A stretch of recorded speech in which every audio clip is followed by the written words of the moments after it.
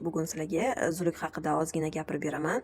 Zuluk qariyb 3000 yil davomida ko'pgina o'lkalardagi xalqlar orasida tabiblar tomonidan bir necha yil xil kasalliklarga davo sifatida foydalanib kelingan.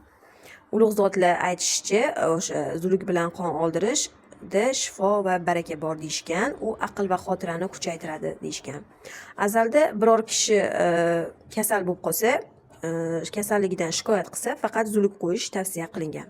2-asrning ulug' hakimlaridan Jolinus, keyin 11-10-asrning atoqli tabibi Abu Ali ibn Sino zuluk bilan davolashga katta e'tibor bergan. Masalan, ibn Sino o'zining tib qonunlari kitobida zuluk soldirishning afzalliklari, tartib qoidalari haqida batafsil ma'lumot bergan.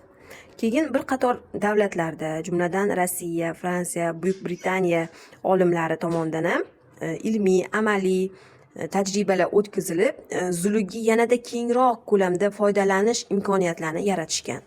Tibbiyotda grudoterapiya nomi bilan atalgan muolaja qilishni boshlashgan.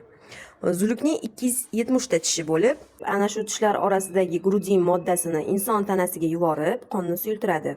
Tomirlardagi qonni kislorod bilan ta'minlab, yurakni kislorodga bo'lgan ehtiyojini qondirib va bu bilan birga inson tanasidagi limfa bezlarining quvvatini oshirib, immunitetini ko'taradi.